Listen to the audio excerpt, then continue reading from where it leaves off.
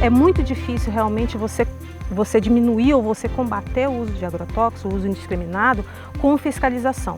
A ideia, em princípio, não é, vamos acabar com os agrotóxicos. Até seria interessante se fosse possível, mas não é, né? Tem culturas que são dependentes ainda. É uma coisa que para mim, humanamente impossível você conseguir atingir produtividades altas sem usar os defensivos. Mas nós temos tecnologia suficiente, que são tecnologias muito mais adequadas do ponto de vista ambiental, muito mais adequadas do ponto de vista social e que vão resultar em alimentos adequados e saudáveis para a nossa população. Essas pessoas que ingerem esse tipo de substâncias, elas podem estar vulneráveis a qualquer tipo de câncer.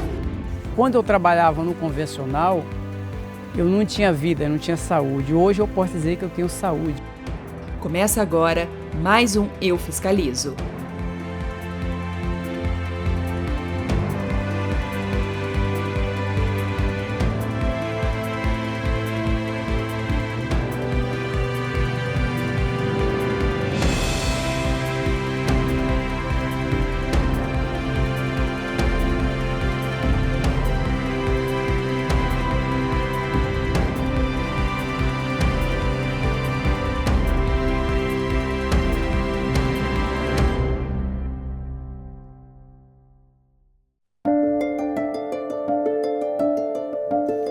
O Brasil é o segundo maior consumidor de agrotóxicos do mundo, segundo dados do Ministério da Agricultura.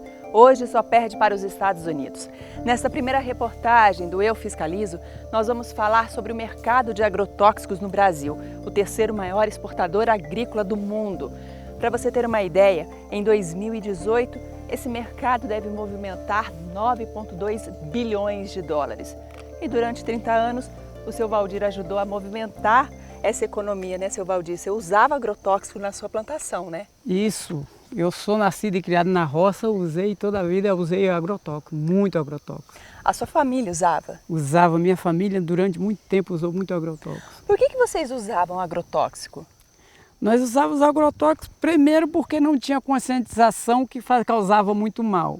E entre a produção de produtos convencionais é normal o uso de agrotóxicos, né? Realmente tem sido comum. Segundo dados da Embrapa, a empresa brasileira de pesquisa agropecuária, todos os anos são consumidos 2,5 milhões de toneladas de agrotóxicos no mundo. Já no Brasil, o consumo anual é de 300 mil toneladas. De acordo com o último balanço divulgado pelo Sindicato Nacional da Indústria de Produtos para a Defesa Vegetal, os estados com maior índice de venda de agrotóxicos são Mato Grosso, que lidera a lista com 20,4% do total, seguido por São Paulo, Paraná e Rio Grande do Sul. Com relação às culturas, soja, milho, cana-de-açúcar e algodão são as que mais usam agrotóxicos. Atualmente existem no Brasil 504 componentes registrados e autorizados para uso. Diversas substâncias liberadas aqui são proibidas no exterior. Para o Ministério da Agricultura, no entanto, comparações como essa não devem ser feitas. Na Europa não tem soja, né? Tem muito pouco plantio de soja. Então, se você tem uma molécula que tem um risco maior, eles tiram a molécula porque a cultura não é tão relevante assim. Então, você tem que fazer essa avaliação da manutenção ou não manutenção das moléculas de acordo com a realidade que você tem no país. Os agrotóxicos, eles são registrados a partir das necessidades de cada país. Existem produtos que foram banidos na Europa, mas por questões de não ter uso. E não foi, de fato, um banimento, foi a retirada da comercialização. No Brasil, o registro dos agrotóxicos só é feito a partir do aval de 3 órgãos competentes: o Ministério da Agricultura, responsável por avaliar a eficiência agronômica, o IBAMA, que avalia o potencial de risco ambiental, e a Anvisa, que avalia a segurança para a saúde humana. A Anvisa cabe também fazer a reavaliação dessas substâncias sempre que houver indícios de riscos desses produtos. O Tribunal de Contas da União analisou uma representação de membros de ministérios públicos sobre possíveis irregularidades na agência e constatou uma lentidão em promover essa reavaliação dos agrotóxicos. Essa representação ela foi originada de membros de diversos ministérios públicos estaduais, eles acho que tem uma associação, né, e acompanham o assunto. E ao verificarem que que tinha normativo fixando o prazo para que a Anvisa procedesse à reavaliação dos agrotóxicos. A proposta é um prazo de 120 dias. Como a Anvisa é jurisdicionada do tribunal, eles acionaram o tribunal para que, né, adotasse as providências que entendesse cabíveis. Então, nesse ponto que a gente percebe, parece que o próprio normativo concede um prazo um pouco exíguo, né, 120 dias para um assunto que não é fácil de tratar, é preciso que se diga. Questionada, a Anvisa reconhece a demora, mas atribui o problema à falta de pessoal e também à alta complexidade do processo. Nós temos uma questão de recursos humanos limitados para fazer o nosso trabalho. Isso é bem crítico, porque são processos de alta complexidade e de muita responsabilidade, né? Então, para você determinar o grau de toxicidade de uma substância, são vários estudos que são apresentados, dossiês bastante grandes que precisam ser realmente analisados para que se chegue no resultado final. Essa questão da complexidade a gente achou bastante relevante. O que a gente propôs e o tribunal acolheu na deliberação foi que a Anvisa procurasse alterar esse marco em questão de prazo, né, para ele ficar um prazo mais factível, né? E quando a comida chega à mesa do consumidor, como saber se o nível de agrotóxico no alimento está dentro de limites seguros? Para isso, a Anvisa desenvolveu o Programa de Análise de Resíduos de Agrotóxicos em Alimentos, o PARA. Não basta estar somente registrado aquele agrotóxico para aquele produto, ele tem que seguir todas aquelas recomendações agronômicas para que se alcance, no mínimo, aquele resíduo, o mínimo daquele resíduo que foi estabelecido. É muito difícil realmente você diminuir ou você combater o uso de agrotóxicos, o uso indiscriminado, com fiscalização, né? O melhor é você informar, educar, né, toda a cadeia produtiva envolvida, né, para que você tenha resultados realmente efetivos. E no próximo bloco, o repórter Carlos Capelli vai conversar com especialistas em busca de uma resposta para a seguinte pergunta: até que ponto os agrotóxicos são realmente necessários para aumentar a produção agrícola? Então, na verdade, você deve integrar tipos de controle e integrar práticas, né, para que você tenha uma diminuição do uso, né, ou um uso que a gente chama de uso racional. E mais, você sabia que o Brasil oferece incentivo fiscal para o uso do agrotóxico? É daqui a pouquinho no Eu Fiscalizo.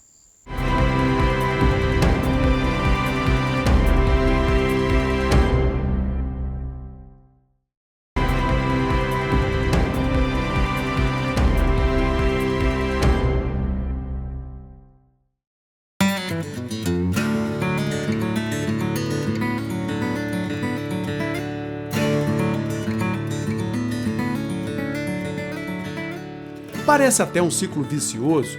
Quanto mais cinturão verde no horizonte, maior a aplicação de pesticidas. Quilômetros roça afora, fomos atrás de saber se é possível produzir mais com cada vez menos agrotóxico.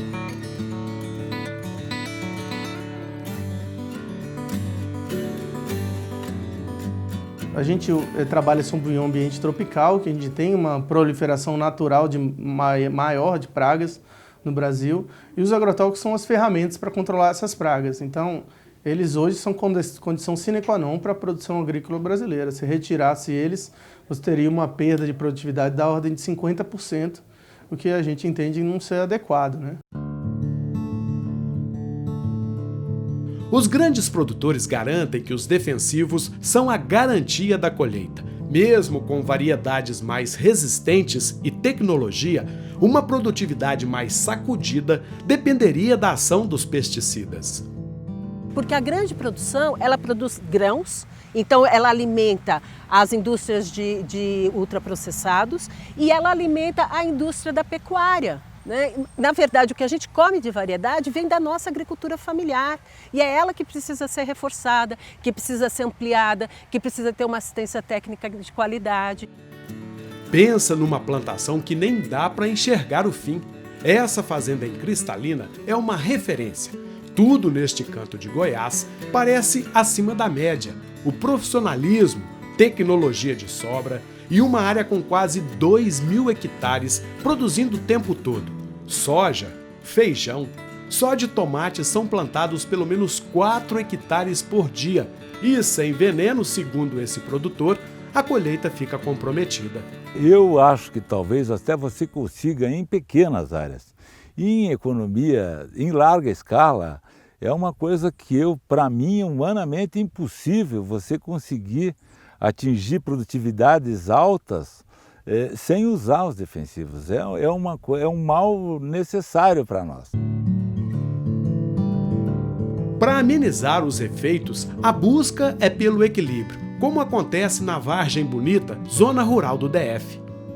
Se de repente, numa determinada época, eu tenho uma incidência muito maior de uma praga, eu faço uma opção de não plantar aquela cultura naquela época e optar por uma outra cultura, fazendo uma rotação na minha lavoura, né? Então, na verdade, você deve integrar tipos de controle e integrar práticas, né, para que você tenha uma diminuição do uso, né, ou um uso que a gente chama de uso racional. Esse produtor já entendeu que o manejo de culturas reduz as pulverizações e, claro, o custo da lavoura. Veneno aplicado apenas quando não tem outro jeito. E mesmo assim, nada de exagero.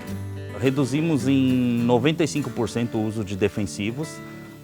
Estamos praticando, usando práticas agrícolas sustentáveis, onde nós temos conseguido bastante resultado. Totalmente, eu creio que não vamos eliminar. Parece até uma incoerência. Para um país que depende dos defensivos para aumentar a produção, como justificar, então, tanto desperdício? Essa é a Ceasa de Brasília, um bom exemplo de como isso acontece. Pelo chão a gente encontra de tudo: tomate, folhas, pepino, abobrinha. São alimentos com pequenas avarias que poderiam ser perfeitamente aproveitados.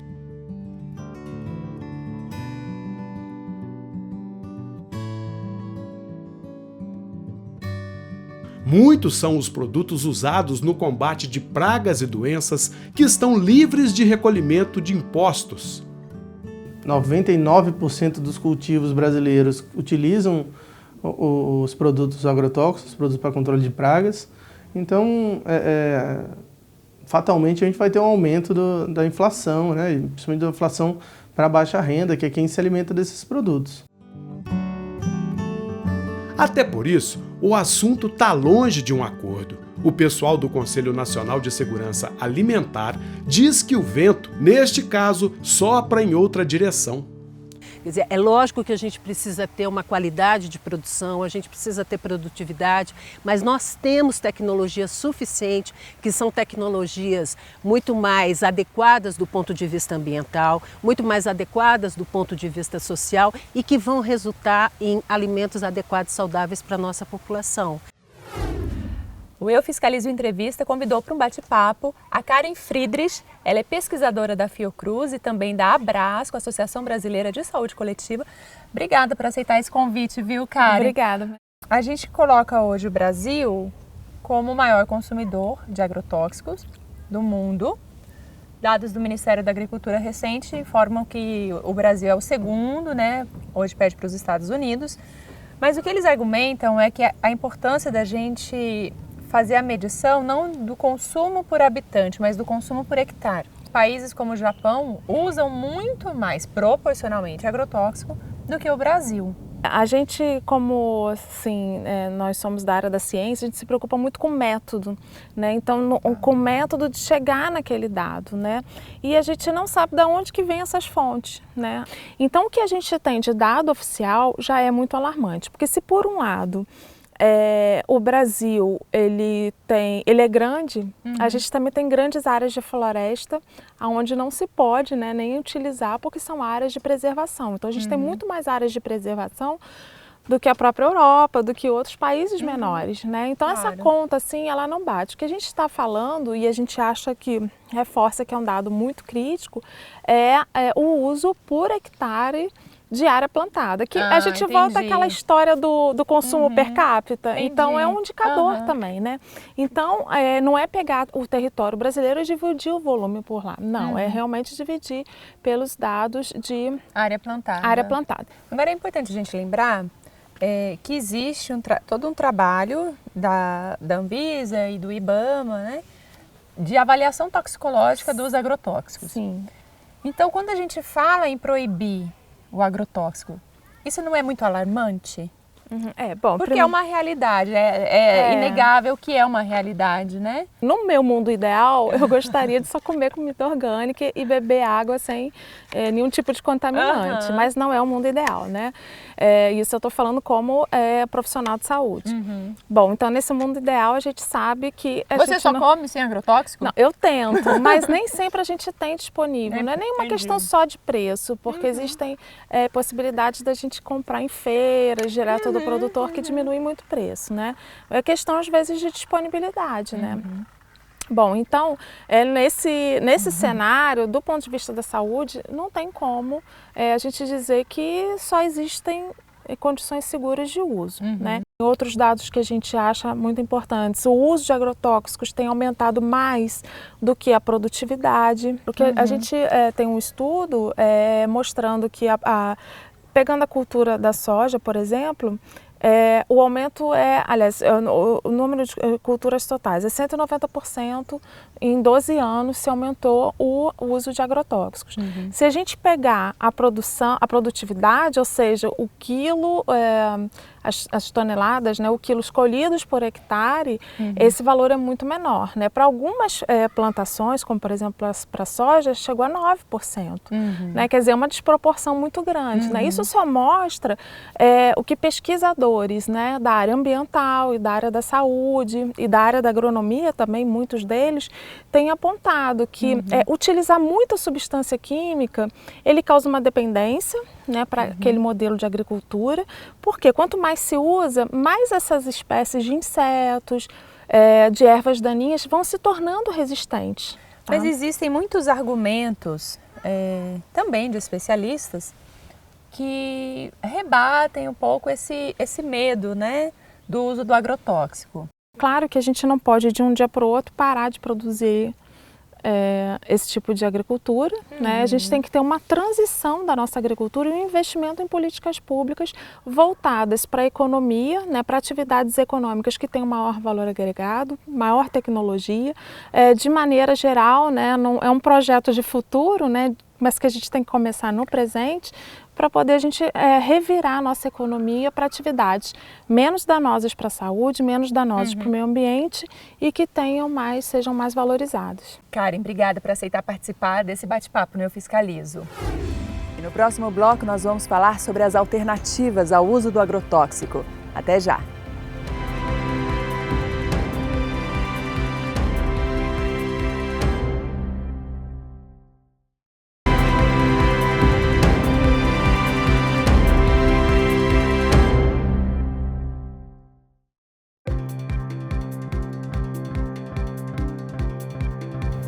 Nesta edição do Eu Fiscalizo, nós estamos falando sobre agrotóxicos.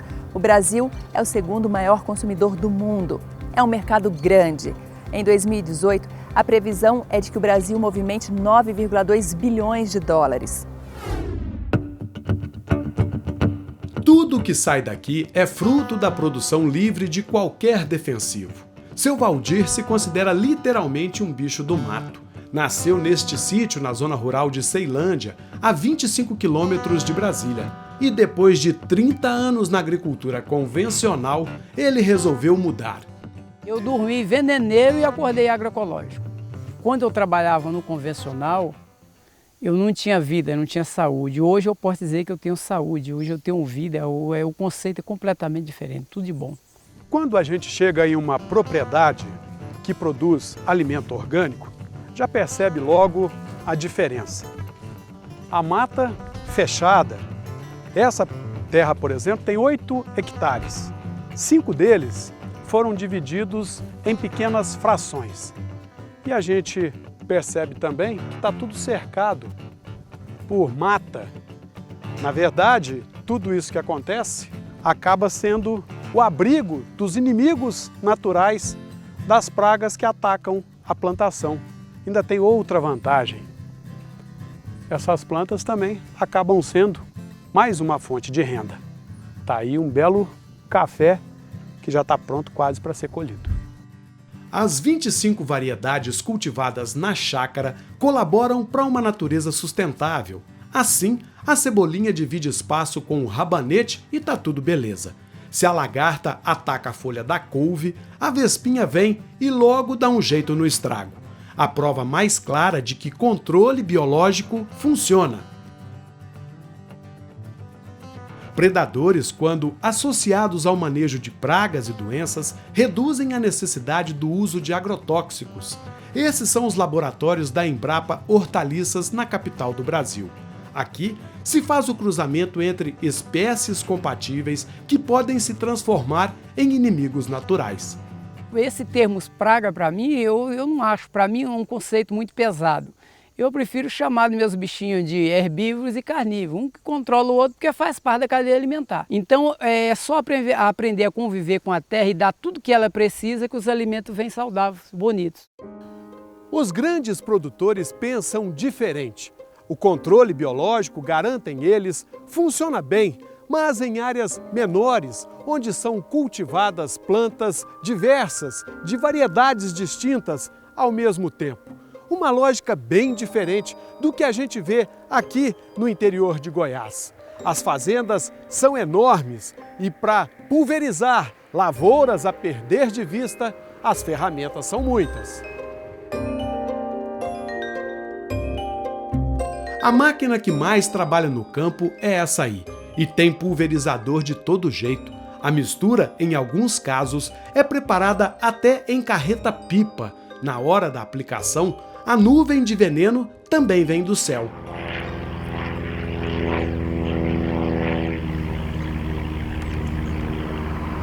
Já que nem tudo que vem de cima é chuva limpa, o agrotóxico usado, principalmente sem controle, vai direto para a planta. E haja saúde para suportar essa carga. A gente sabe que todos os fertilizantes e agrotóxicos, eles têm uma quantidade grande de metais pesados. Vamos dizer, o mercúrio, o chumbo, o cádmio, todos eles são metais que estão presentes nesses fertilizantes e que têm um poder cancerígeno, que podem levar ao desenvolvimento do câncer. Então, essas pessoas que ingerem esse tipo de substâncias, elas podem estar vulneráveis a qualquer tipo de câncer. Ano passado foram registrados 4.000 casos de intoxicação por defensivos agrícolas. Pelo menos 164 pessoas morreram e outras 157 acabaram incapacitadas para a peleja de todo santo dia no campo. O veneno que mata precisa ser mais forte a cada safra. E neste caso, dicas simples de como consumir verduras e frutas mais saudáveis fazem uma diferença danada. Hoje a gente tem o bicarbonato de sódio, que é uma substância que a gente pode utilizar para a higienização dessas frutas e verduras. Então, um modo mais prático, né, que a pessoa pode fazer em casa é uma colher de chá para 1 litro de água, e aí ela coloca as frutas e verduras durante aproximadamente de 10 a 15 minutos, e aí ela enxágua, e aí sim a fruta e verdura está pronta para consumo. Depois de tantos quilômetros rodados, para onde afinal a nossa agricultura deve caminhar? A ideia, em princípio, não é vamos acabar com os agrotóxicos. Até seria interessante se fosse possível, mas não é. Tem culturas que são dependentes ainda. Pela forma como é cultivada ou pelo avanço tecnológico ainda que não chegou a um ponto satisfatório para que o produtor consiga conciliar e produzir sem perdas consideráveis das pragas. Mas tem outras culturas não, que já tem uma evolução maior. Temos exemplos no Brasil, historicamente no Brasil e fora, que é possível adotar essas tecnologias. O Eu Fiscalizo de hoje fica por aqui. Em julho nós vamos falar sobre a aviação civil. Até lá!